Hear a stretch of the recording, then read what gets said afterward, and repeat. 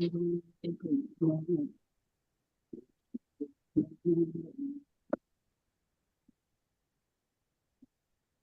சின்ன மங்களாச்சாரம் பண்ணிடலாம். ஹரே கிருஷ்ண மாதாஜி. ஹரே கிருஷ்ண.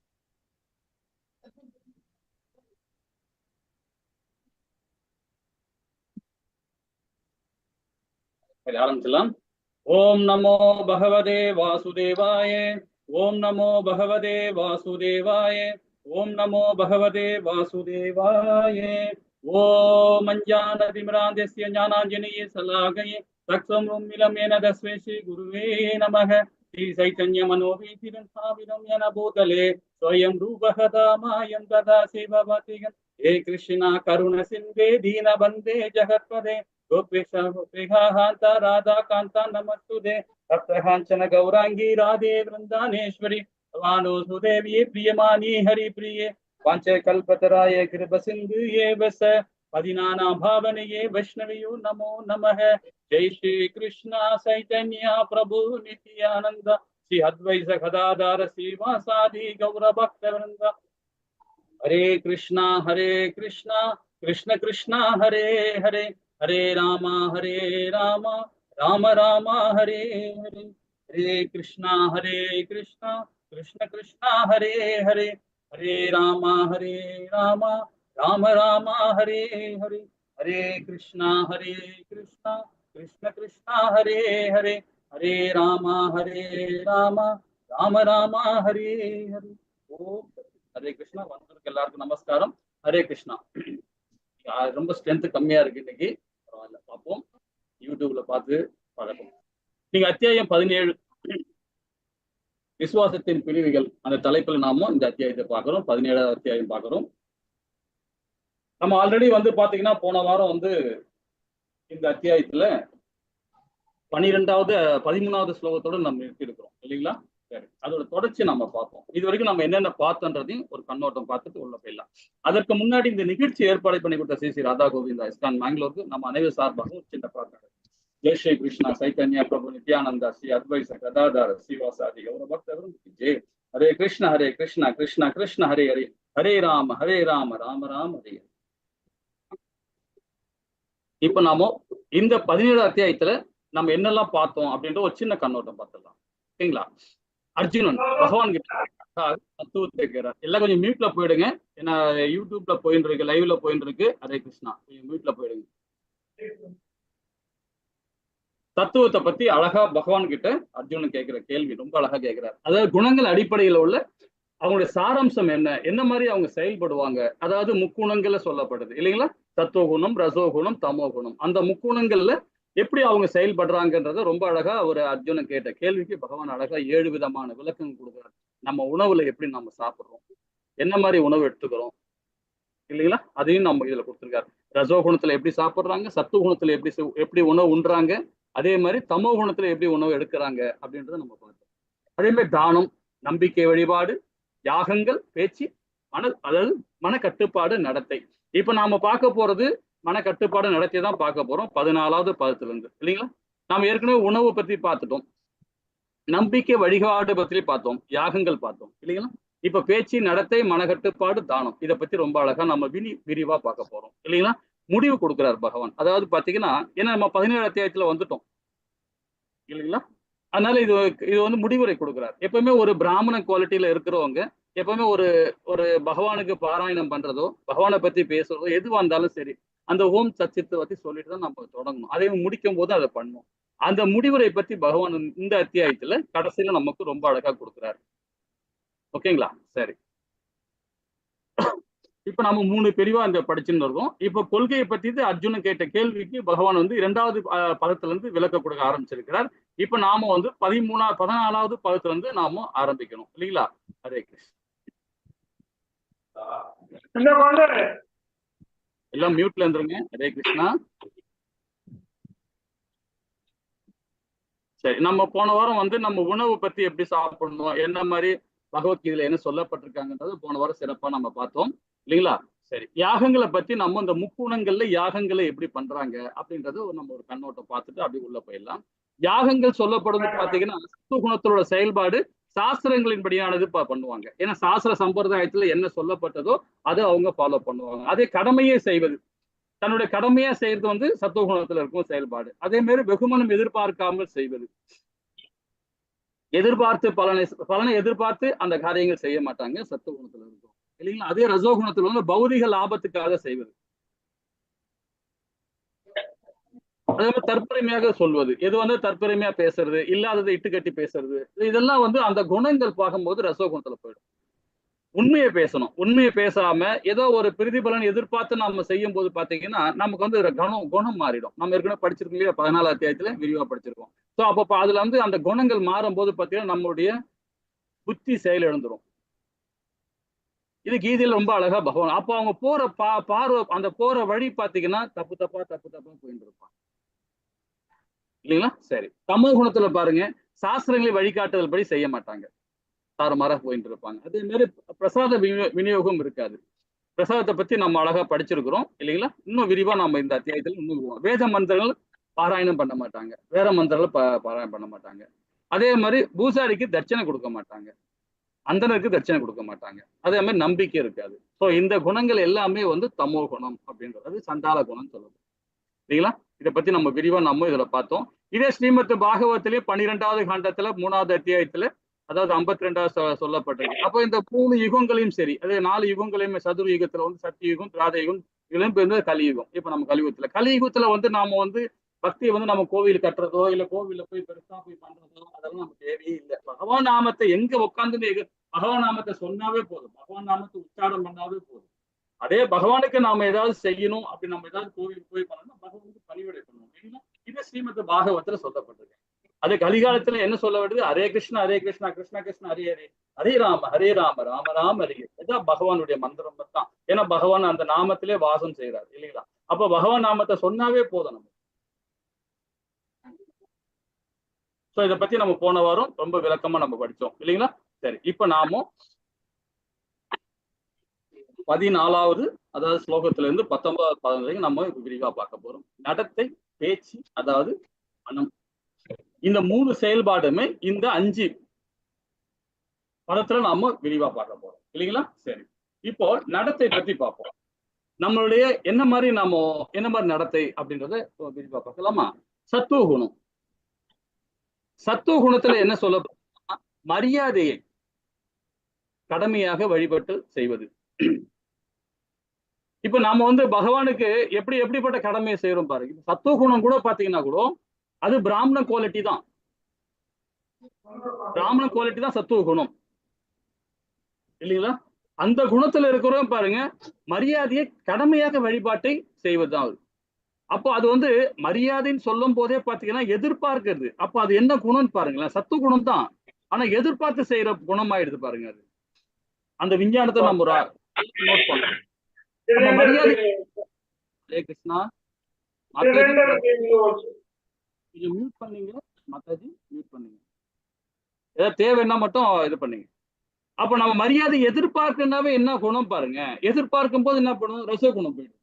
ஆனா சத்துவத்துல தான் இருக்காரு, அவரு பிராமண குவாலிட்டி தான் இருக்காரு, ஆனா குணம் வந்து மாறிடுது, வழிபாட்டை செய்வது. எதுக்குதான் பகவான் என்ன சொல்றாருன்னா, இந்த 3 குணமே நம்மளை பந்தப்படுத்தும். இந்த 3 குணத்துல உள்ளவன் கண்டிப்பாக பிராமண குவாலிட்டியா இருந்தாலும் சரி, ரசோ குணத்துல இருந்தாலும் சரி, அதே தமோ குணத்துல இருந்தா பகவான் லோகத்துக்கு போக முடியாது. இந்த 6 உயர்லோகம் தான் போக முடியும், திரும்ப இங்கதான் பிறப்போம் இல்லைங்களா. அப்போ அந்த சத்துவ குணம்ன்றது நல்ல குணம் தான், ஒரு பிராமண குணம் தான், அது பிராமண குணம் தான்.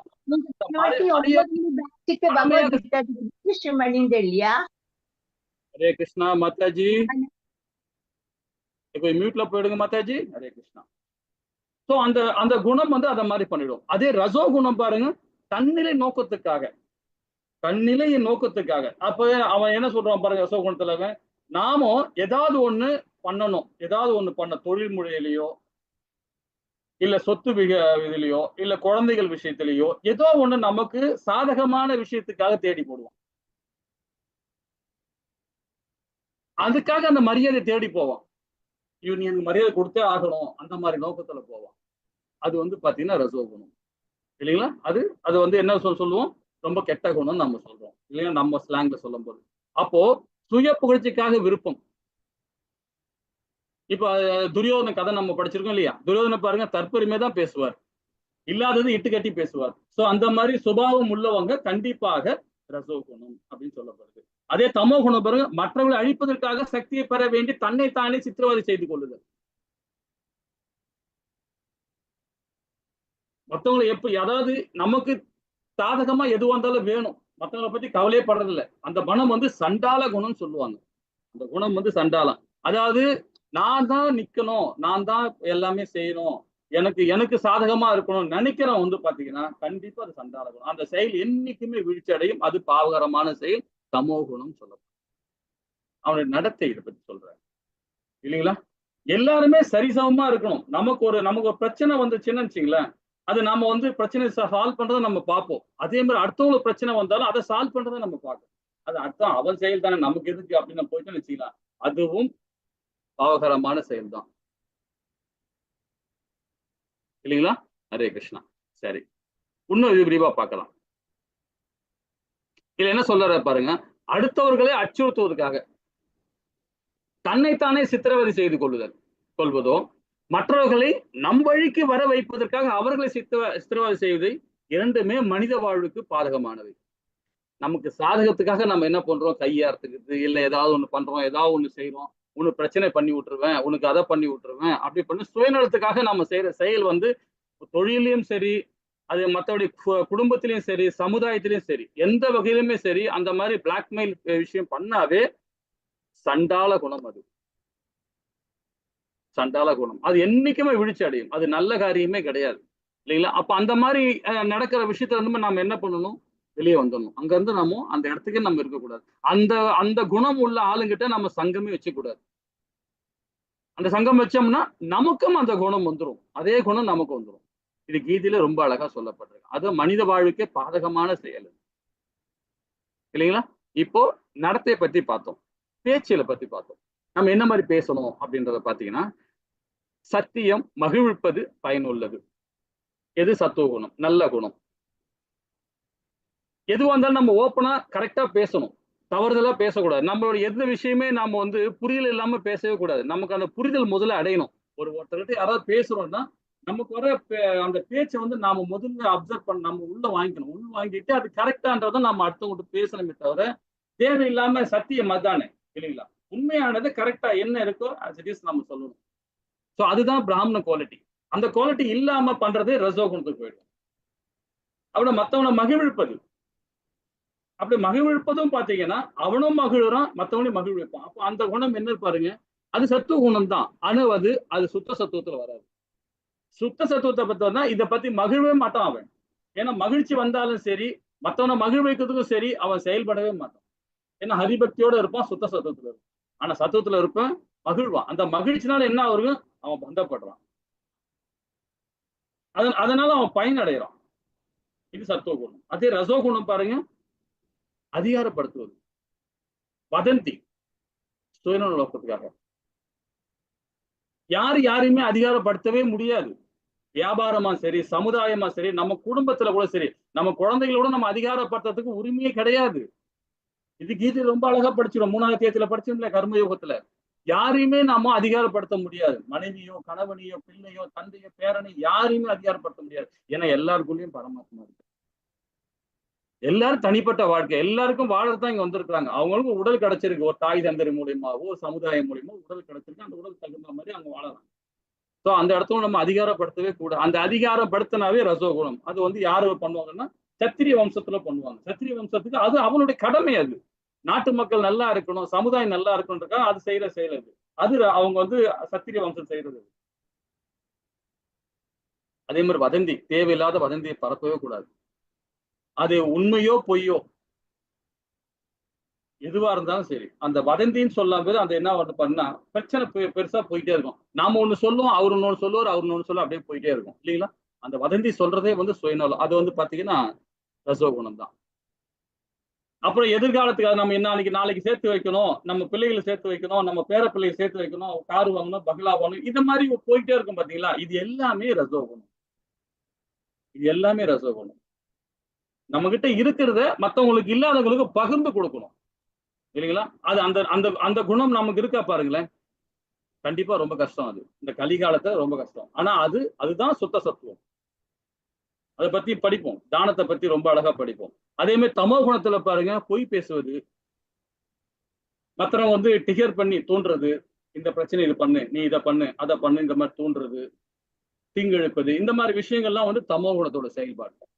இது பேச்சுகள் இல்லைங்களா? ஹரே கிருஷ்ணா. அப்ப இதுல என்ன சொல்ல வருதுன்னு பாருங்க. இந்த இதோட சாராம்சம் பாருங்க.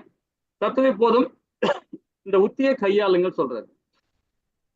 இது உண்மையா, இது மகிழ்விப்பதா, இது பயனுள்ளதா, இந்த மூணுமே வந்து பாத்தீங்கன்னா நம்மள பந்தப்படுத்தும் தானே. இது உண்மையான்னு சொல்றதே வந்து பாத்தீங்கன்னா அப்போ நம்ம பகிர்ந்து பாக்குற நிலைமை வந்துட்டோம் இல்லைங்களா. பகவான் என்ன சொல்றாரு பாருங்க, நீ வந்து சுத்த சத்துவத்தில் நீ செயல்பட ஆரம்பிச்சிட்டீங்கன்னா, அப்ப சுத்த சத்துவத்துல போற வந்து இது செஞ்சா நல்லா இருக்குமா, இது செய்யக்கூடாது இல்லையா, இது பண்ணக்கூடாது இல்லையா, இவங்க பேசக்கூடாது இல்லையா, இப்படி பண்ணக்கூடாதுன்னு சொல்றவன் வந்து சத்திய குணத்துல தான் செல்லுவான் அந்த மாதிரி. அதே சுத்த சத்துவத்துல இருக்கும் அந்த செயல்பாடு அவனுக்கு மைண்ட்ல வரவே வராது.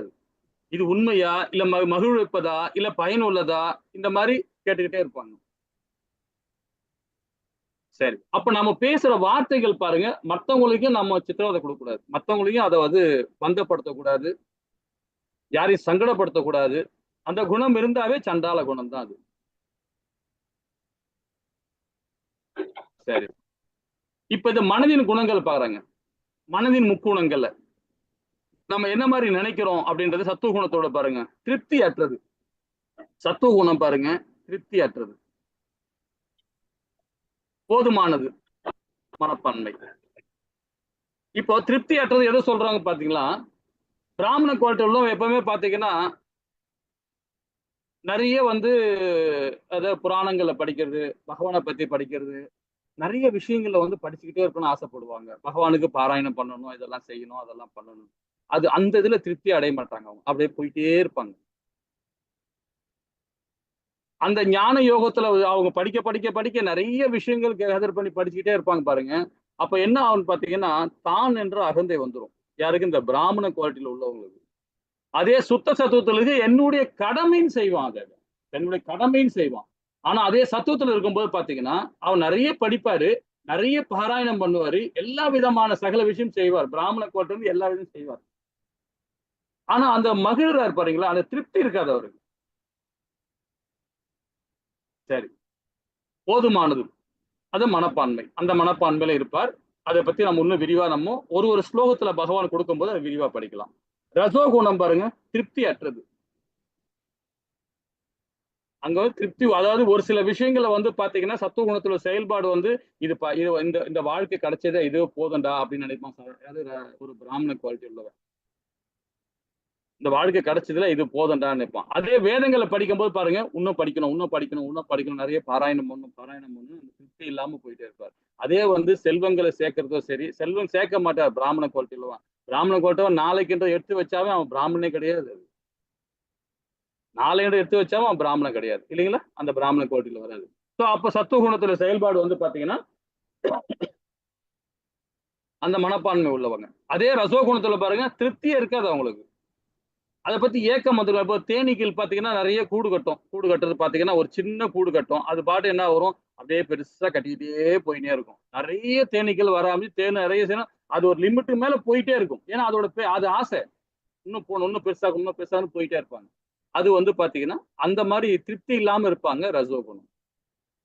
வேதமும் படிக்க மாட்டாங்க, வேதத்தை படிச்சா கூட அது கரெக்டா அவங்க அதை செயல்பட மாட்டாங்க. சோ இது ரஜோகுணம். தமோ குணத்துல பாருங்க, மாயத்தால மங்கி இருப்பாங்க. ஏன்னா இந்த பௌதீகம், இந்த உடல் பௌதீகம் தானே, இந்த உடலை சார்ந்தே அவங்க வாழ்ந்துட்டு இருப்பாங்க. இது என்னுடைய உடல், இந்த உடல் திருப்திக்காக, நாக்கு சுவைக்காக, இதை சாப்பிடணும், இதை வேணும், இதை செய்யணும், இது காதால கேட்கணும், இது கண்ணால பார்க்கணும், குளிர்ச்சியா பார்க்கணும், படுக்கிற பெட்டு கூட பார்த்தா மெத்துன்னு இருக்கணும், ஏசி ஃபுல்லா இருக்கணும், அந்த மாதிரி ஏதோ ஒண்ணு இந்த இந்த இது மாய, இந்த உடலே மாய. இந்த மாயத்துக்காக அவங்க என்ன பண்ணுவாங்கன்னா சுகத்தை காண்போம் பார்த்தீங்களா, அது சமூகம், அதுல மயங்கி இருப்பாங்க அவங்க. அப்ப அந்த புத்தி வந்து எப்படி போயிட்டு இருக்கோம் பாருங்க. இயற்கை, இந்த இயற்கையை நாம அனுபவிக்கதான் நம்ம பகவான் நம்மள இந்த பிரபஞ்சத்தை படைச்சிருக்காரு. நமக்கு இந்த இயற்கையை அனுபவிக்கணும். நாம எதிர்மறையா நாம செயல்பட்டு இருக்கோம் இல்லைங்களா. இது மனதினோட முக்குணங்களா சொல்லப்பட்டிருக்கு. இப்ப பகவான் ஒரு ஸ்லோகத்தின் மூலியமா நம்ம அழகா விரிவா கொடுக்க போறார். மனதை பகவான் கிருஷ்ணரை ஈடுபடுத்துவதே மிகவும் சுலபமானது. ஆனா ஆனந்தம் முக்கியம். மற்றும் அது பாத்தீங்கன்னா மிக உயர்தரமான அனுபவம் சொல்லப்படும். இது மிகவும் கவர்ச்சிகரமா ரொம்ப இயற்கையா நமக்கு வரும். நம்ம அதாவது அகண்ட பாரத தேசத்துல பாத்தீங்கன்னா இந்த பிளட்ல வந்து எல்லாருக்குமே இந்த ஜீன்ல கலந்து இருக்கு. பக்தி ரொம்ப அழகா கொடுப்பாங்க. ஏன் நம்ம ஊர்ல மட்டும் பாத்தீங்கன்னா யாராவது ஒரு மதம் பரப்புறவங்களோ இல்ல என்னோட மார்க்கத்தை வாங்க சொன்னா டக்குன்னு போயிடுவாங்க. ஏன்னா அந்த மாதிரி பிளட் இதே யூஎஸ்ல இருக்கும், இட்டாலியில இருக்கும், அங்க வெளிநாட்டுல பண்ணி பாருங்களா, அவன் ஆராய்ந்து பார்ப்பான். இது கரெக்டா, இது சரியா, இது இல்லையா அப்படின்னு. நம்ம அகண்ட பாரத தேசத்துல உள்ளவங்க இந்தியால இங்க பிறந்தவங்க பாத்தீங்கன்னா ஈஸியா டக்குன்னு போயிட்டே இருப்பாங்க இல்லைங்களா. ஹரே கிருஷ்ணா. சரி, இப்ப 14வது பதம் என்ன சொல்ல வராங்க? நம்ம இது வரைக்கும் படிச்சு ரொம்ப அழகா படிச்சோம். இனி வந்து அந்த படிச்சதோட சாராம்சம் மூலியமாக ஒரு ஸ்லோகத்திலேயே பகவான் கொடுக்குறாங்க. பாப்போமா? ஹரே கிருஷ்ண மாதாஜி பிரபு. யாரா படிக்கிறீங்களா? हरे कृष्ण प्रभु जी। देवी दिग्न गुरु प्राज्ञ भोजनम शौच आर्जवम ब्रह्मचर्यम अहिंसा च शारीरम तब उच्यते। हरे कृष्ण प्रभु जी। हरे कृष्ण माताजी। हरे कृष्ण। முழுமுள் கடவுள் பிராமணர்கள் ஆன்மீக குரு பெரியவர்களான தாய் தந்தையர் ஆகியோர் வழிபடுதல் மற்றும் தூய்மை, எளிமை, பிரம்மச்சரியம், அகிம்சை முதலிய உடலின் தவங்களாகவும் சொல்லப்படுது. இது எல்லாமே தெய்வீகமான குணங்கள். இப்ப பிராமணர்கள் சொல்லப்போ இந்த படத்துல பாத்தீங்கன்னா ஸ்ரீல பிரபுபாதா இருக்காரு. அவர் ஒரு பிராமணர் இல்லைங்களா. அந்த பிராமணருக்கு செய்ய வேண்டிய கடமையை நாம செய்யணும். இதுதான் நம்மளுடைய தவம் இல்லைங்களா. அதே மாதிரி ஆன்மீக குரு, பெரியோர்களான தாய் தந்தையர், இவங்க எல்லாமே வந்து ஒரு உயர்ந்த ஸ்தானத்துல உள்ளவங்க. அவன் தூய்மை, எளிமை, பிரம்மச்சரியம், அகிம்சை, இது 4மே வந்து பாத்தீங்கன்னா நம்ம என்ன சொல்லியிருக்கோம் 16 அத்தியாயத்துல, போன அத்தியாயத்துல என்ன படிச்சோம்? நம்ம அது தெய்வீகமான குணங்கள் நம்ம பார்த்தோம். பிரம்மச்சரியம் நம்ம சொல்லுவோம், எல்லாருமே சொல்லுவோம். ஒரு பிராமணன் வந்து பிரம்மச்சரி இருப்பார். 25 வயசு வரைக்கும் பிரம்மச்சாரியா வாழ்வார். அது அவனுடைய கடமை. அது வாழ்ந்தே ஆகணும். அது மாதிரி 25 வயசு வரைக்கும் அவர் திருமணம் பண்ணாம 25 வயசான பிறகு அவர் பிரம்மச்சரிய வாழ்க்கை வாழ்ந்து அதுக்கப்புறம் கிரகஸ்தனா ஆகிறார். 50 வயசு வரைக்கும் கிரகஸ்தனா இருக்கிறார். அது 51 இருந்து 75 வரைக்கும் என்ன போறார்? வனவாசம் போறார். ஒரு பிராமண குவாலிட்டி உள்ளவன் 75 இருந்து இழக்கும் தருவாயில வரைக்கும் அவன் சன்னியாசி ஆகணும். அது அவனுடைய கடமை இல்லைங்களா. அப்போ இந்த பிரம்மச்சரியம் சொல்றது வந்து இது. அப்ப 25 வயசு வரைக்கும் பிரம்மச்சரி வாழ்ந்துட்டார். அதுக்கப்புறம் பாத்தீங்கன்னா 51 இருந்து 75 வரைக்கும் அவருக்கு என்ன பண்றாரு பாருங்க. அதுவும் ஒரு பிரம்மச்சரியம் தான். எது? வனவாச வாழ்க்கை. நம்ம ஸ்ரீல பிரபுபாதா ரொம்ப அற்புதமா எழுதியிருக்காரு. அந்த புக்கை வாங்கி படிங்க, ரொம்ப அற்புதமா இருக்கும். 50 வயசு மேல தாம்பத்திய வாழ்க்கையே இருக்கக்கூடாதுன்னு வேதம்.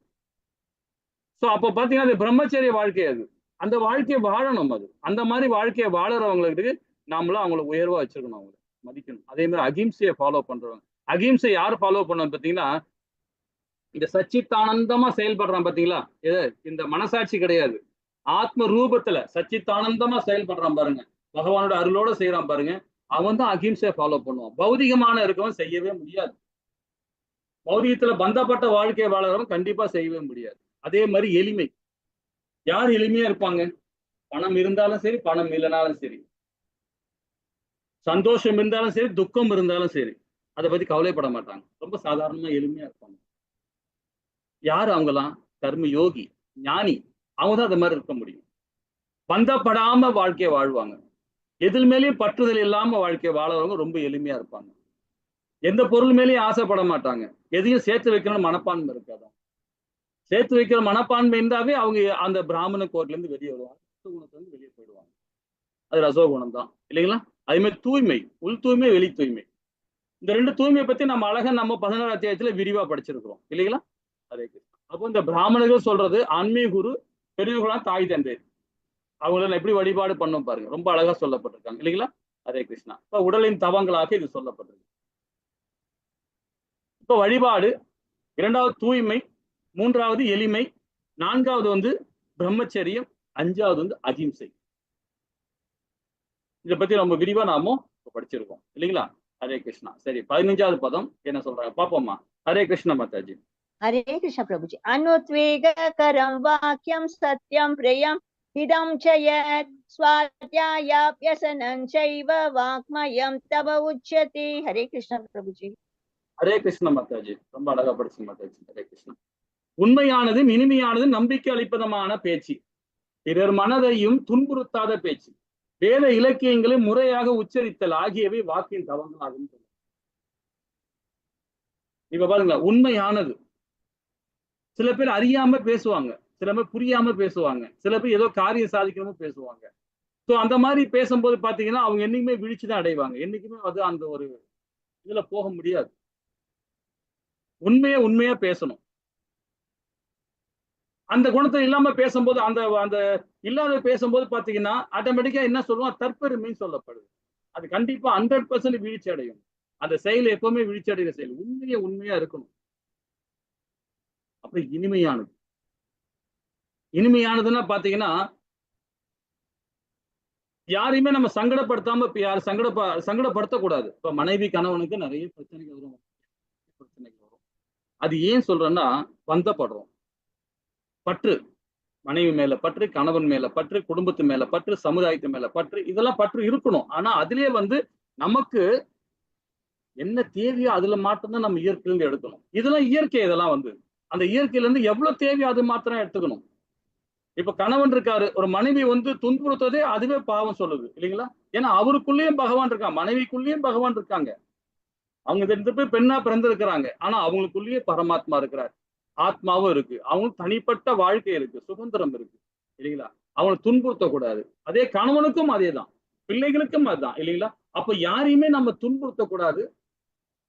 அந்த மாதிரி பேசணும். நமக்கு சாதகமா இப்ப நடந்துக்கணும் அப்படின்னு பேசணும்னு வச்சுக்கலாம், குடும்பத்துல இருந்து ஆரம்பிக்கும். எங்க இருந்து? கணவன் மனைவி தான் ஆரம்பிக்கும். அதே மாதிரி பிள்ளைகள் இருந்து அப்புறம் ஆரம்பிக்கும். நான் காலேஜ் படிக்கிறேன், அப்படிதான் படிக்கணும், இதான் செய்யணும், அதான் செய்யணும் அப்படின்னு நம்ம ஒரு பிடிவாதம் பிடிக்கிறோம் பாத்தீங்களா? அது எல்லாமே ரஜோ குணம், பந்தப்படுத்துற குணம் அது இல்லைங்களா? அப்போ பிறர் மனதையும் துன்புறுத்தாத பேச்சு. அப்ப வேத இலக்கியில் முறையாக உச்சரித்தல். சோ இந்த செயல்பாடு பாத்தீங்கன்னா ரொம்ப அற்புதமா இதை கொடுத்தது. ஹரே கிருஷ்ணா. அப்போ பேசும் முன் இவ்வாறு எப்படி யோசனை பண்ணணும் பாருங்க. இது உண்மையா அப்படின்னு யோசனை பண்ணணும். நம்ம முன்னாடி விளக்கமா படிச்சோம் பாத்தீங்களா, இது உண்மையா? ஏன்னா ஒரு அதை எப்படி சொல்றது, வதந்தியை கலப்புறது. அது உண்மையா இருந்தா நம்ம சொல்லலாம். உண்மை இல்லைன்னா கண்டிப்பாக நாமும் அதை கரெக்டா நம்ம கண்ணால பார்த்தோம், காதால கேட்கிறோம், அதை நம்ம அந்த மாதிரி கரெக்டா நம்ம பார்த்தோம், நம்ம புரிஞ்சுக்கிட்டோம்னா அது சொல்லலாம், தப்பு கிடையாது. யாரோ ஒருத்தர் சொல்றாங்க, அதை அப்படி சொல்லிட்டு நாம அது உண்மையா அது உண்மை நம்பிட்டோம்னா அது வதந்தியில போயிடும், அது தவறான குணத்துல போயிடும் இல்லைங்களா? அதே மாதிரி அதுவும் பந்தப்படுத்துறது தான். அதே இது இனிமையானதா அப்படின்றது அதுவும் பந்தப்படுத்துது. இது நன்மை அளிப்பதா? யாரு மனசையும் சங்கடப்படுத்தக்கூடாது, யாருகிட்ட இருந்து எதிர்பார்ப்பு இருக்கக்கூடாது. சோ இந்த மாதிரி செயல்பாடு பாத்தீங்கன்னா தவங்களாக, பேச்சு தவங்களாக சொல்லப்படுது. ஹரே கிருஷ்ண மாதாஜி. 16வது பதம் அது. ஹரே கிருஷ்ணா. பிரசாத சௌமியத்வம் ஔனம் ஆத்ம விநிகிரஹ பாவம் சுத்திரிதேயேத தபோ மானசம் உச்சதே. ஹரே கிருஷ்ண மாதாஜி. திருப்தி, எளிமை, மௌனம், சுய கட்டுப்பாடு, தனது இருப்பின் தூய்மை ஆகியவை மனதின் தவங்களாக சொல்லப்படுது. அந்த திருப்தின்னு சொல்லப்படுறதே சத்துவ குணம் தான் அது இல்லைங்களா? இப்ப வாழ்க்கை குடும்பத்தை கொண்டும் போறார், ஒரு 2 குழந்தைங்க இருக்கும், புருஷன் பொண்டாட்டிங்க 4 பேர் இருப்பாங்க, ரொம்ப சுகமா. அவங்க லிமிட் இருக்கு, அந்த லிமிட்டோட வாழ்வோம்னு நினைப்பாங்க. அதிகமா பேராசைப்பட மாட்டாங்க, நிறைய சொத்து சேர்க்க ஆரம்பிக்க மாட்டாங்க, நல்லா சுகமா இருக்கணும்னு நினைக்க மாட்டாங்க. என்ன கிடைச்சதோ, இன்னைக்கு என்ன வருமானம் தான், இந்த இது கிடைச்சதா, இது போதும் அப்படின்னு அதுலயே திருப்தி. அந்த 1000 ரூபாய் கிடைச்சாலும் ஒரு நாளைக்கு 1000 ரூபாய் வருதா, சரி ஓகே இதுல வாழ்க்கை வாழ்வோம் போதும். இந்த 1000 ரூபாய் வந்தா பத்தாது, நாளைக்கு 2000 ரூபாய் வேணும், நாளைக்கு பத்தாது 3000 ரூபாய் வேணும், நாளைக்கு பத்தாது 4000 ரூபாய் வேணும், இப்படியே போயிட்டே இருப்பாங்க. அப்ப திருப்தி இல்லாத ரசோ குணம், திருப்தி அடையிறது சத்துவ குணம். அதுல எளிமை இருக்கு, மௌனம் இருக்கு. ரொம்ப மௌனமான யாருமே ரொம்ப பேசாம இருக்கிறாங்க பாத்தீங்களா? கண்டிப்பாக பிரச்சனையும் இருக்கு. அதே மாதிரி பாத்தீங்கன்னா ஞானிகள் வந்து ரொம்ப பேச மாட்டாங்க. ஆனா பேசினாலும் கரெக்டா விஷயம் பேசுவாங்க இல்லைங்களா? அந்த மௌனம் இருக்கணும். கண்டிப்பா மௌனமா இருக்கணும். அது சுய கட்டுப்பாடு. தனது இருப்பின் தூய்மை. தனது இருப்பைன்னா என்ன சொல்லப்படுது? நாம எங்கெல்லாம் இருக்கிறோமோ அந்த இடம் எப்பவுமே சுத்தமா வச்சிருக்கணும். எப்படின்னா அதுக்காக நம்ம வாழ்ற வீட்டுல எப்பவுமே பெனாயில போட்டு கிளீன் பண்றது அந்த தூய்மை கிடையாது. நம்மளுடைய நடத்தை, நம்மளுடைய பேச்சு, யாரும் துன்புறுத்தாத பேச்சு. சோ அதுதான் நம்ம எங்க இருக்கிறோமோ அந்த இடம் எப்பவுமே தூய்மையா இருக்கணும் இல்லைங்களா? வெளி தூய்மையா இருக்கணும், உள் தூய்மையா இருக்கணும். சோ ஆகிய மனதின் தவங்களாக இது மனதை பத்தி ரொம்ப அழகா இதுல கொடுக்கப்பட்டிருக்காங்க. இது ஒரு சின்ன ஒரு கதை பார்ப்போமே. இதை படிச்சுட்டு ஒரு கதை வந்து பார்ப்போம் இல்லைங்களா? மனதின் தவம், எளிமை, திருப்தி, அதாவது சுய கட்டுப்பாடு, தனது இருப்பின் சொல்லப்படுகிறது இந்த இந்த ஸ்லோகம் மூலியமா. இப்போ பகவானுக்கு வந்து பாத்தீங்கன்னா 1000 நாமங்கள் இருக்கு, லட்சக்கணக்கான நாமங்கள் இருக்கு, லட்ச அவதாரங்கள் பகவான் எடுத்திருக்கிறார். அது பிரபுவே நமகன்னு சொல்லிட்டு ஒரு நாமம் இருக்கு. பிரபு, அது பிரபுன்னு சொல்லுவாங்க பகவானு. அந்த நாமத்துக்குள்ள ஒரு சின்ன ஒரு கதை பார்ப்போம். இப்ப சிசுபாலனை பத்தி, சிசுபாலன் எல்லாருக்கும் தெரியும் இல்லைங்களா? சிசுபாலனா யாரும் தெரியுமா உங்களுக்கு? யாருக்காவது தெரிஞ்சுக்கும் சொல்லலாம். ஹரே கிருஷ்ணா. நானே ஃபுல்லா படிச்சுட்டு இருக்கேன், பேசிட்டு இருக்கேன். நீங்க யாராவது சொல்ல முடியுமா? சிசுபாலனை பத்தி சொல்ல முடியுமா?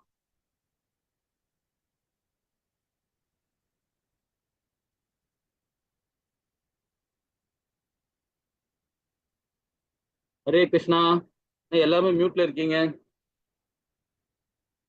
சிசுபாலன் இல்ல, மியூட் பண்ண முடியல, அன்மியூட் பண்ண முடியலையா? ஹலோ, ஹரே கிருஷ்ணா.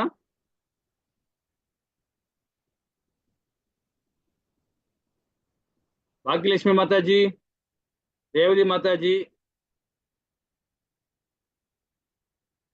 ஹரே கிருஷ்ணா.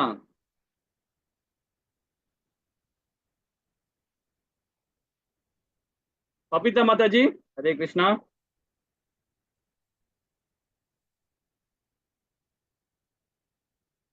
சரி, ஓகே. அது என்ன ப்ராப்ளமா, டெக்னிக்கல் ப்ராப்ளமா தெரியல, யாரும் பேச மாட்டேன்றீங்க. ஹரே கிருஷ்ணா. சரி, இப்ப நானே இந்த ஸ்டோரி சொல்லிடுறேன்.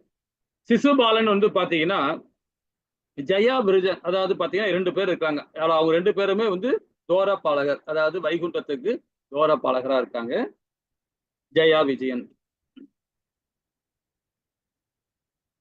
அவங்க 2 பேருமே வந்து அஸ்வினி குமாரர்கள் வந்து அவங்க சாபம் கொடுத்தனால தான் வந்து என்ன பண்றாங்க, அங்க இருந்து அந்த சாபத்தோட பலனாகத்தான் அவங்க சிசுபாலனா வந்து பிறக்கிறார், அவதாரம் கொடுக்கிறார். அதுக்கு முன்னாடி பாத்தீங்கன்னா இரணி கஷிபு, இரணியன், அது ஒரு பிறவி எடுக்கிறாங்க. 2வது பிறவி வந்து பாத்தீங்கன்னா ராவண, கும்பகர்ணன். 3வது சிசுபாலன். சிசுபாலன் தர்க்விகன் சொல்லிட்டு ஒருத்தர் இருக்கார். அவரோட இது, அவரை பத்தி பின்னாடி படிக்கலாம். இப்ப சிசுபாலனை பத்தி படிப்போம். இப்ப இந்த 3 பேருமே வந்து அந்த 3 அவதாரங்களை கொடுக்கறாங்க. 3 பேருமே வந்து ஜெயா விஜயன், இவங்க 2 பேருமே வந்து சாபத்தினாலதான் இவங்க 3 பேருமே கெட்டவங்களா வந்து அவதாரம் கொடுக்குறாங்க, அசுரர்களா அவதாரம் எடுக்கிறாங்க. அப்போ பகவான் கிட்ட அவங்க என்ன சொல்றாங்க, நீ வந்து பூமியில பிறப்பாயின்னு சொல்லிட்டு அந்த சாபம் வந்த பிறகு அதுக்கப்புறம் அவங்க பகவான் கேட்கிறாங்க, நாங்க இந்த மாதிரி போகணுமா, இந்த மாதிரி பிரிவு எடுக்கணுமான்னு. அப்போ உடனே பகவான் வந்து அவங்க ஒரு உபாயம் பண்றாரு. என்ன மாதிரி உபாயம்னா, 7 பிறவி நீங்க பூலோகத்துல பிறவி எடுக்கிறீங்களா, இல்ல 3 இதுல பிறவி எடுக்கிறீங்களா அப்படின்னு கேட்ட உடனே அவங்க என்ன சொல்றாங்க, எல்லாருமே வந்து அவங்க 2 பேருமே இல்ல நாங்க 3 பிறவி மட்டும் எடுத்துக்கிறோம், 7 பிறவி வந்து வேண்டாம். 7 பிறவி எடுத்தோம்னா அது வரைக்குமாவது உங்களை தரிசனம் பண்ண முடியாம இருக்கும், எங்களோட கடமையை செய்ய முடியலையே, எங்களோட தர்மம் இல்லையா அப்படின்னு சொல்லிட்டு பகவான் கிட்ட கேட்கிறாங்க. அப்போ 3 பிறவி மட்டும் நீங்க பூலோகத்துல வாழ்ந்தீங்கன்னா என்ன கெட்டவனா தான் பேசுவீங்க, எப்பவும் துதி பாடிட்டு இருப்பீங்க, என்னப்ப தப்பு தப்பா பேசிட்டு இருப்பீங்க, எனக்கு எகென்ஸ்டா எல்லாமே செய்வீங்க அப்படின்னு பகவான் சொல்றாரு. பரவாயில்ல, எவ்வளவு அழகா சொல்றாங்க பாரு, பரவாயில்ல. அப்பவும் உங்களதான் சதா நேரம் நினைச்சுட்டு இருக்கோம், பகவான் இல்ல உங்களை கொடுமைப்படுத்தணும், அதை பண்ணணும் இதை பண்ணணும் உங்களதானே சொல்றோம். ஆனா 3 பிறவி எடுத்தா போதும், 7 பிறவின்னும் போது அவ்வளவு நாள் எங்களால் தாக்கி பிடிக்க முடியாது, அதனால நாங்க 3 பிறவி மட்டும் எடுத்துக்கிறோம் அப்படின்னு. அப்பதான் வந்து இரணி கஷ்யபு இரணினா பிறக்கிறாங்க, பகவானுக்கு தொல்லை கொடுக்குறாங்க. அதே மாதிரி பாத்தீங்கன்னா ராவண, கும்பகர்ணா பிறகு. இதுல 3வதுல வந்து பாத்தீங்கன்னா இந்த 3வது யுகத்துல வந்து சிசுபாலனா வர்றாரு. அப்ப சிசுபாலன் வந்து பாத்தீங்கன்னா அவரு குழந்தை அவர் பிறந்துட்டார், சிசுபாலன் பிறந்துட்டார்.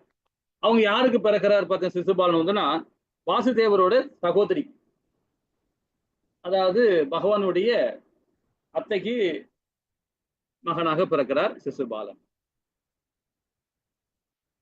அப்போ பிறக்கும் போது பாத்தீங்கன்னா அவருக்கு வந்து பாத்தீங்கன்னா 4 கை 1 கண்ணு 3 கண்ணு இருக்கு. எல்லாருக்கும் 2 கண்ணு 2 கை தான் இருக்கும். அவருக்கு வந்து 4 கை இருக்கு, 3 கண்ணு இருக்கு, 1 கண்ணு எக்ஸ்ட்ரா இருக்கு. யாரு அப்ப எல்லாமே என்ன சொல்றாங்க, சிசுபாலன் பிறந்திருக்கிறான், 4 கை சொரூபத்துல விஷ்ணு பகவான் மாதிரி பிறந்திருக்கிறான், 3 கண்ணுல வந்து அதாவது சிவபெருமான் அந்த மாதிரி அவதாரத்துல எடுத்திருக்கிறான், இது ஒரு தெய்வீகமான குழந்தை அப்படின்னு சொல்லிட்டு எல்லாருமே போடுறாங்க. ஆனா ஒரு அசுரி வந்து சொல்லுது, என்ன சொல்லுதுன்னு பாத்தீங்கன்னா, இந்த குழந்தை யாரு, அதாவது இவனை கொல்லக்கூடியவங்க யாரு இவனை தூக்குனாங்கன்னா அந்த ரெண்டு அந்த 4 கை உள்ளது 2 கை ஆயிடும், 3 கண்ணுள்ளது 2 கண் ஆயிடும் அந்த அசுரி சொல்லிட்டு. எப்படி அங்க கம்சனுக்கு வந்து அசுரி சொல்லுச்சோ அதே மாதிரி சிசுபாலனுக்கு அவன் தந்தைக்கு தாய்க்கும் வந்து சொன்ன உடனே தாய்க்கும் அவங்க சிசுபாலனோட அப்பா இருக்காரு இல்லையா, அவருக்கும் தர்மகேசன் சொல்லுவாங்க அவரு வந்து அவர் மன்னர் அவர். அப்ப அவருக்கு பயம் வந்துருச்சு, என்னப்பா இது அப்படின்னு சொல்லிட்டு. அப்புறம் எல்லாருமே அந்த குழந்தை தூக்கத்துக்கு பயப்படுறாங்க. ஏன்னா கைத்து அது அவரை கொல்லக்கூடிய யாராவது தூக்கிட்டாங்கன்னா அவரு கொல்லக்கூடிய யாருன்னு தெரிஞ்சிடும், அதனால அது ஒரு பயம் வரும், யாரும் தூக்க மாட்டேன்றாங்க. அப்ப அந்த மாதிரி சூழ்நிலை இருக்கும்போது இவரு பலராம ஐயாவும் இவரு பகவானும் வந்து பாத்தீங்கன்னா கண்ணபிரானும் வந்து 2 பேருமே வராங்க. அத்தை வீடு தானே அப்படின்னு சொல்லிட்டு அத்தானேன்னு சொல்லிட்டு குழந்தைய அழகா தூக்குறாங்க. இவர் தான் பகவான் தான் தூக்குறாரு. இது அவங்க அத்தையும் பார்த்துட்டு இருக்காங்க, யாரு பகவானுடைய அத்தை. அந்த தூக்குன உடனே 2 கை ஆயிடுச்சு, 2 கண்ணு ஆகி போச்சு. 3 கண்ணுல 1 கண்ணு போயிடுச்சு, 2 கை ஆட்டோமேட்டிக்கா மறைஞ்சிடுச்சு. உடனே அத்தைக்கு பயம் வந்துடுச்சு, பகவானோட அத்தைக்கு. அடடா நீ தான்டா கொல்ல போறியா, ஏற்கனவே கம்சனை கொல்ல போறது நீதான் சொல்லியிருக்காங்க, இப்ப என் பையனையும் கொல்ல போறது நீதானா அப்படின்னு சொல்லிட்டு உடனே அத்தைக்கு பயம் வந்துடுச்சு. உடனே அவங்ககிட்ட கேக்குறாங்க, அண்ணா நீ என் பையில கொன்னுடுவ போல இருக்க கண்ணா அப்படின்னு. தப்பு செஞ்சா யாரையுமே தண்டிப்பேன் அப்படின்னு பகவான் சொல்றாரு. இவ்வளவு அழகான குணம் பாருங்க, தப்பு செஞ்சா கண்டிப்பா நான் தண்டிப்பேன். அவனுக்கு ஏதாவது நான் உனக்கு அத்தை இல்லையா, நீ ஏதாவது ஒரு இது பண்ணு, ஏதாவது சலுகை கொடு அவனுக்கு அப்படின்னு சொன்ன உடனே சரி. அவனுக்கு 99 முறை என்ன ஏசனை பண்ணாலும் சரி, திட்டினாலும் சரி, என்ன ஏதாவது என்ன பண்ணாலும் சரி, கொடுமைப்படுத்தினாலும் சரி, 99 முறை நான் மன்னிச்சிருவேன். 100 தாண்டிச்சுன்னா 100 வந்துச்சுன்னா கண்டிப்பா நான் கொன்னுடுவேன், அது உனக்காக தான் அத்தை அப்படின்னு சொல்லிட்டு பகவான் சொல்றாரு. சொன்ன உடனே சரி இதுவே பெரிய விஷயம், எனக்கு பரவாயில்லை அப்படின்னு சொன்ன உடனே ஏத்துக்கிறாரு. அதுக்கப்புறமா என்ன ஆகுது பாருங்க, இவங்க பாண்டவர்கள் என்ன பண்றாங்க, யாகம் பண்றாங்க. அந்த யாகம் பண்ணும்போது அந்த இடத்துல வந்து பகவானை பத்தி ரொம்ப கேவலமா பேசிட்டு இருக்காரு, ரொம்ப கேவலப்படுத்துறாரு. அப்போ ஒரு வாட்டி சொல்லும் போதும் பகவானுடைய அந்த மயில் தோகை இருக்கு, புடிங்கி போடுவார். 99 வச்சிருப்பாரு, இடுப்புல சொல்லி வச்சுட்டு இருப்பார். சொல்லும் போது பகவானை பத்தி கேவலப்படுத்தி சொல்லும் போது ஒரு தூக்கி போடுவார். அப்போ இந்த இடத்துல அகங்காரம் வந்துடுச்சு அவருக்கு. ஏன்னா ராஜசூய யாகம் பண்றதை வந்து பாண்டவர் என்ன பண்றாங்க, இவரு தான் முன்னின்று இது பண்ணணும்ன்றாங்க. அப்போ அந்த இடத்துல என்ன ஆகுது பாத்தீங்கன்னா பொறாமை, தமோ குணத்துல வந்துட்டார். தமோ குணத்துல வரும்போது ரசோ குணம் தமோ குணத்துல போகும்போது பாத்தீங்கன்னா தன்னிலை இழந்துருவாங்க இல்லைங்களா, தன்னை இழந்துருவாங்க. தன்னை இழந்த பிறகு நம்ம என்ன பேசுறோம் என்ன செய்யணும் தெரியாது, அந்த குணம் அவனுக்கு வந்துச்சு. சிசுபாலனுக்கு இருக்கு, ஆல்ரெடி இருக்கு அவனுக்கு. பகவானை பார்த்தாவே அவனுக்கு ஒரு மாதிரி ஆயிடுவான் அவன், ஏன்னா அது மாதிரி சாபம் வாங்கி வந்திருக்கான். அப்ப அந்த மாதிரி இருக்கும்போது பாத்தீங்கன்னா அவர் அந்த குணத்துல இருக்காரா, பிடிங்கி போட்டுக்கிறார். ஒரு தொகையா பிடிங்கி போட்டுக்கிட்டு பகவான் தீக்கிட்டே இருக்கார். 100 தாண்டார். சிசுபாலா இதோட வேலை முடிஞ்சிச்சு அப்படின்றாரு. உடனே அப்பதான் அவனுக்கு பாக்குறான், இப்போ ஆச்சு இந்த மாதிரி ஆயிடுச்சுன்னு சொல்லிட்டு. அப்போ பகவான் அவனுக்கு சொல்றார், நீ நிறைய தவறு பண்ணிட்ட, நான் அதெல்லாம் கூட பெருசா எடுத்துக்கல.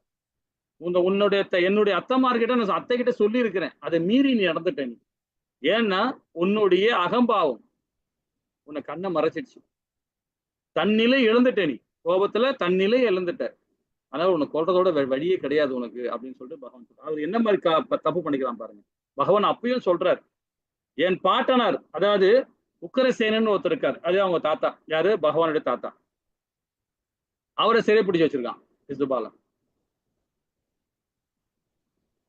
அதே மாதிரி அவர் தந்தை இருக்கார வாசுதேவர், அவர் அசுதேவ இதே மாதிரி யாகம் பண்ணும் போதும் சரி, அது ரொம்ப இடைஞ்சல் பண்ணிக்கிட்டே இருக்கு. அந்த குதிரையும் மறைச்சு வச்சுட்டான். யாரா இவரு, சிசுபாலன்.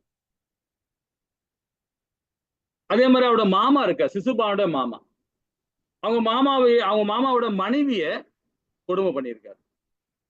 மனைவியை வந்து அது மற்றவங்களோட மனைவியை நம்ம பார்க்கிற கண்ணோட்டமும் சரி, அந்த நடத்தையும் தப்பு தானே இல்லைங்களா? அது அந்த மாதிரி கண்ணோட்டத்தில் அவரு அந்த மனைவியை வந்து தவறாக நடக்க முடிஞ்சிருக்காரு. அதுக்கும் பொறுத்துக்கிட்டேன்றார். அது ருக்குமணிய, தாய் ருக்குமணியை வந்து அதே மாதிரி அவரை வந்து ரொம்ப தொல்லை கொடுத்துருக்கிறாரு. பலவந்தமா திருமணம் செய்யறதுக்கு ரொம்ப தொல்லை கொடுத்துருக்கிறாரு. ஸோ இந்த மாதிரி விஷயங்களை நான் பண்ணியிருக்கேன், நீ பண்ணியிருக்கேன், அப்பெல்லாம் கூட நான் இது பண்ணிட்டேன், ஆனா இனி உன்னை நான் பொறுக்க முடியாதுன்னு சொல்லிட்டு உடனே சக்கராதி எடுத்து தீர்த்துட்டாரு.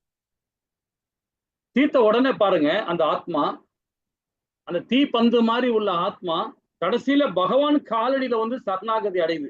அவருடைய கமலபாதங்கள்ல வந்து சரணாகதி அடையுது. அப்படியே எல்லாருமே தகைச்சு பாக்குறாங்க, அப்படியே தகைச்சு பாக்குறாங்க.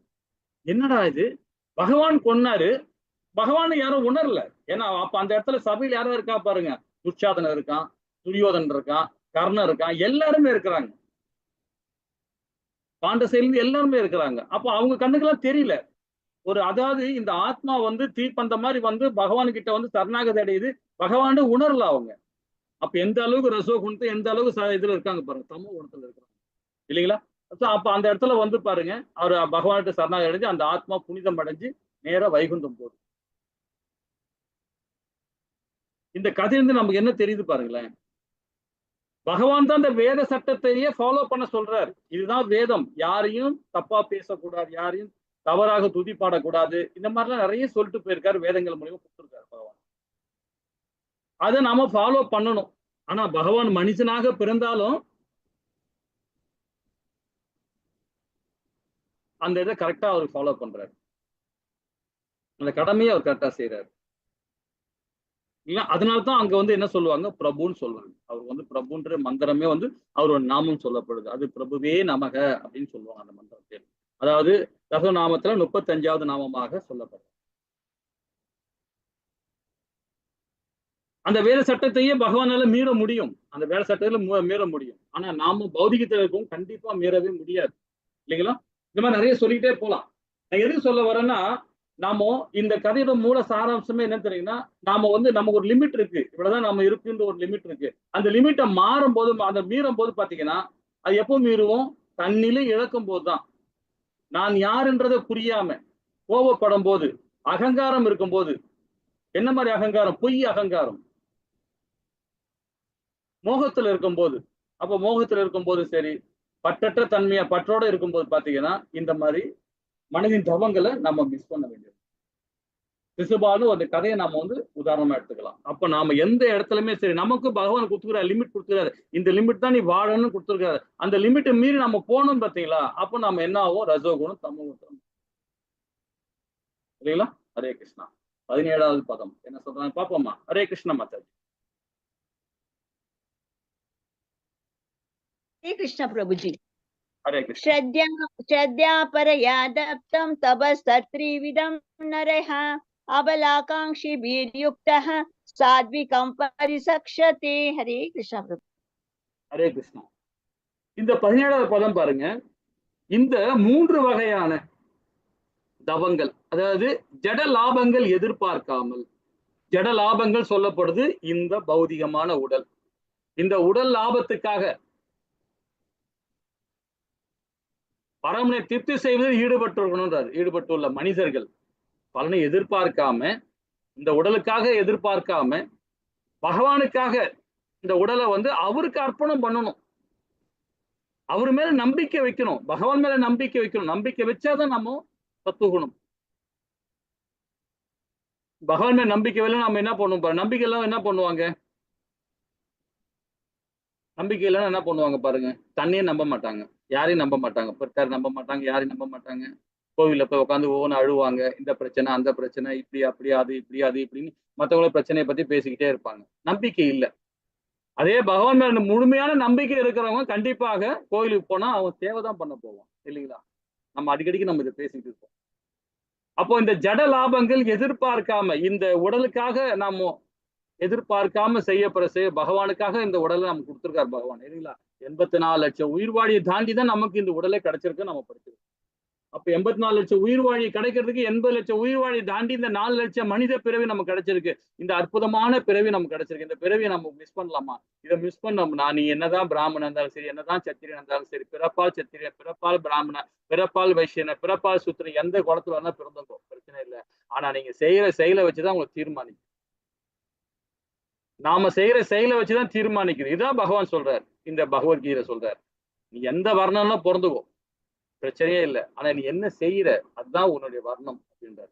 அதுதான் உன்னுடைய அடுத்த இதுன்னு சொல்றாரு. அடுத்த ஜென்மத்தை நீ கட்டமைக்கிறது நீதான், நான் கிடையாதுன்றாரு.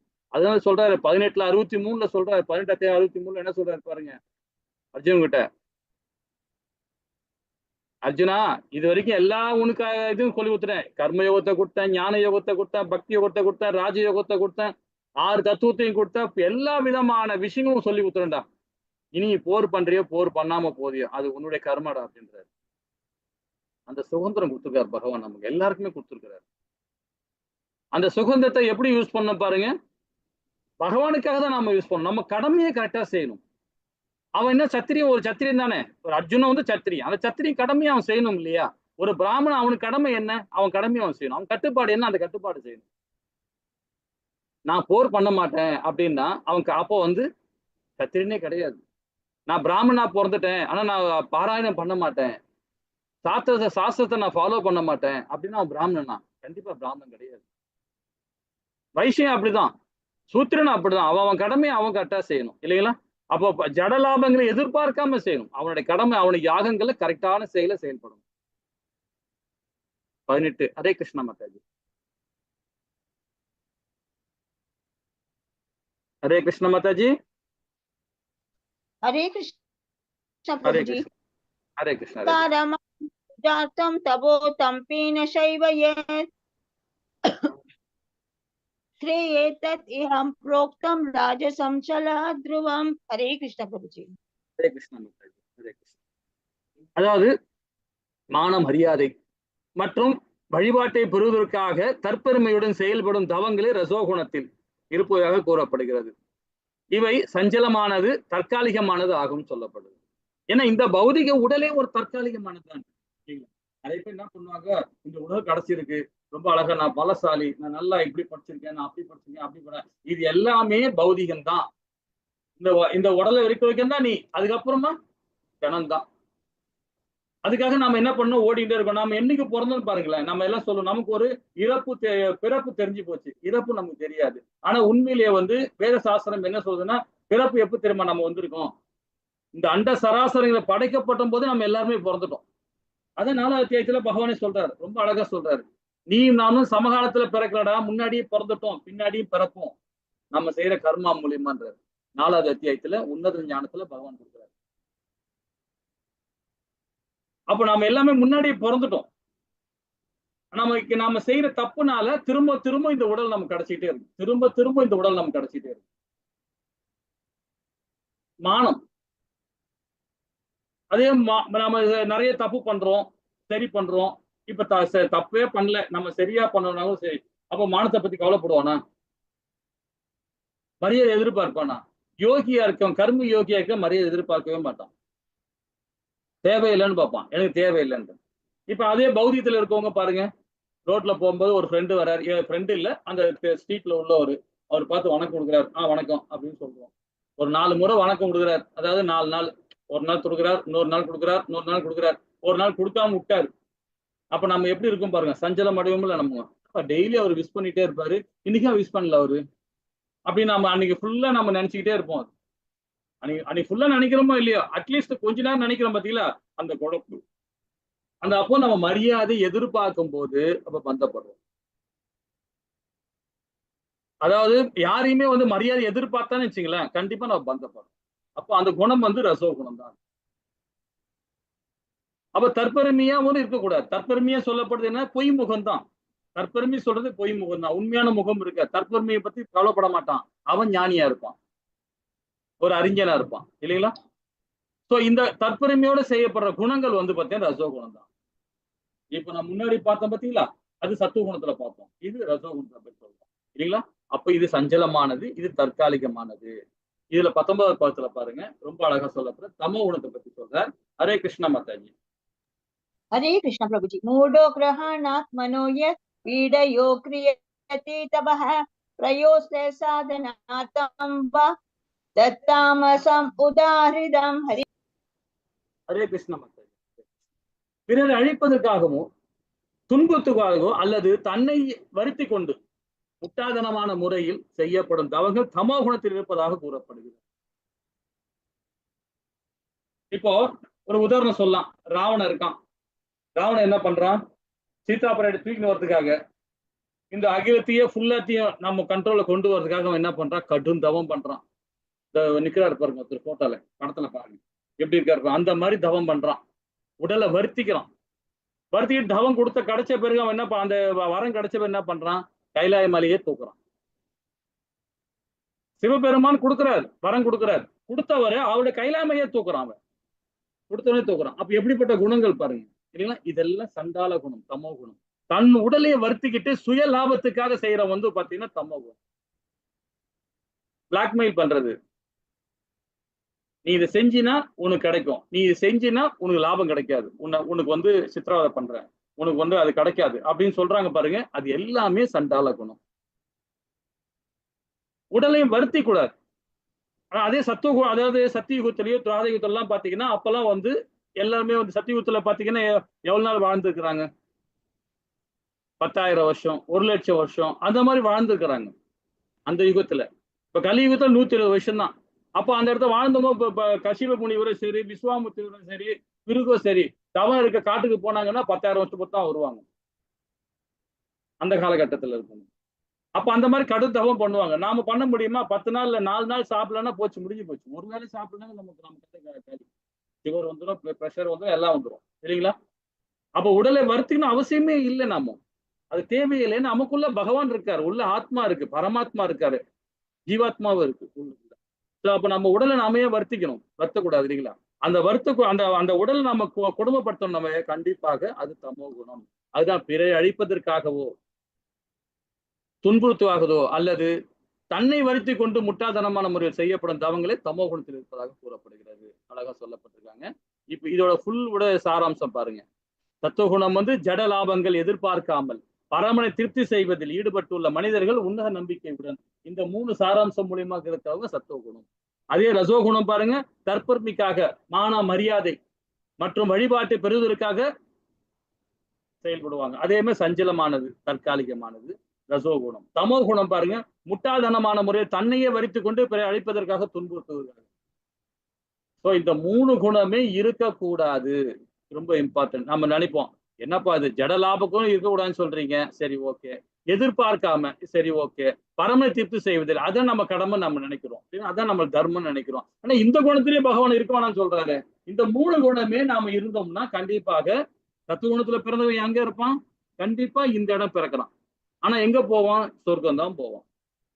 பித்ருலோகத்துல போறாரு, சிவலோகம் போவாரு, இல்ல பிரம்மலோகத்துக்கு போறாரு, இல்லைன்னா வந்து சொர்க்கலோகம் போறாரு. உயர்லோகம் அந்த 6 லோகத்துக்கு போவார். போயிட்டு திருப்பி எங்க வந்தாகணும்? எல்லா கடமையும் முடிஞ்சிடும், எல்லா புண்ணிய காரியங்களும் முடிஞ்ச பிறகு தெத்தி விட்டுருவாங்க, கீழே போ அப்படின்ட்டுருவாங்க. இங்கதான் வந்து பிறந்தாகணும், திருப்பி இங்கதான் பிறக்கணும். திருப்பி நாமும் இந்த சம்சார கடல் தான் நமக்கு. சத்துவ குணம் அதே சுத்த சத்துவத்துல இந்த 3 குணம் இல்லாம இருக்கிறவன் பார்த்தீங்களா, அவன் பகவானுடைய வைகுந்தம் தான், பகவானுடைய வைகுந்தம் தான். அப்ப அதுதான் சொல்ற, இந்த 3 குணம் இல்லாம தான் நாம இருக்கணும். ஆனா 3 குணத்துல இருக்கிறவங்க இந்த மாதிரி தவங்கள் தான் இருப்பாங்க. ஜடலாமல் எதிர்பார்க்க மாட்டாங்க. அதே ஞானியா இருக்கவன் அந்த சிந்தனை இருக்காது அவனுக்கு, அந்த சிந்தனை இருக்காது அவனுக்கு. மத்தவங்க தொண்டு செய்யணும்னு நினைப்பான், மத்தவங்களை யாரும் துன்புறுத்தக்கூடாதுன்னு நினைப்பான் இல்லைங்களா? ஹரே கிருஷ்ணா. சரி, தவம் புரியுது மட்டுமே போதாது. இப்ப நம்ம சொன்னது பார்த்தீங்களா, அந்த 3மே அது போதாது. அது பரமபுருஷ பகவானையும் பக்தர்களையும் மழிவிருக்க, அதாவது பகவான பக்தர்கள் இருக்காங்க இல்லையா, சாது சங்கம் இருக்கு, பக்தர்கள் சங்கம். நம்ம எல்லாம் பகவானுடைய பக்தர்கள் சங்கம் தான் நம்ம இருக்கிறோம். இந்த சங்கத்துல எப்பவுமே ஈடுபாடு இருக்கணும். நம்ம வாழ்நாள் முடிகிற வரைக்கும் இந்த சங்கத்துல இருக்கணும் இல்லைங்களா? சோ பரமபுருஷ பகவான் மற்றும் பக்தர்களை அழுத்தாதான். அதுதான் முக்கியமா நம்ம தெரிஞ்சுக்கணும். சரிங்களா? ஹரே கிருஷ்ணா. சரி, இப்ப நாளைக்கு நாம படிக்க போறது தானத்தை பத்தி படிக்க போறோம். ரொம்ப அற்புதமான அத்தியாயம் இது. நம்ம தானத்தை பத்தி ரொம்ப இம்பார்ட்டன்ட். நிறைய பேர் நம்ம தானம்னா என்னன்னு தெரியாம நம்ம செயல்பட்டு இருக்கோம். அதை பத்தி பகவான் வேதங்கள் மூலியமா, இந்த பகவத்கீதை மூலியமா நம்ம என்ன சொல்ல வராருன்றது நாளைக்கு பார்க்கலாமா? ஹரே கிருஷ்ணா. எனக்கு டைம் ஆயிடுச்சு, கிளம்புவோம். வாஞ்ச கல்பதராய கிருப சிந்தேவ பதனானா பாவனி வைஷ்ணவியோ நமோ நமக. ஜெய் ஸ்ரீ கிருஷ்ணா சைதன்யா பிரபு நித்யானந்த ஸ்ரீ அத்வைத கதாதார ஸ்ரீ வாசாதி கௌர பக்த விருந்தே. ஹரே கிருஷ்ணா கிருஷ்ணா கிருஷ்ண ஹரே ஹரே, ஹரே ராம ராம ராம ஹரே ஹரே. ஏதாவது டவுட் இருந்தா கேட்கலாம். ஹரே கிருஷ்ணா மாதாஜி பிரபு.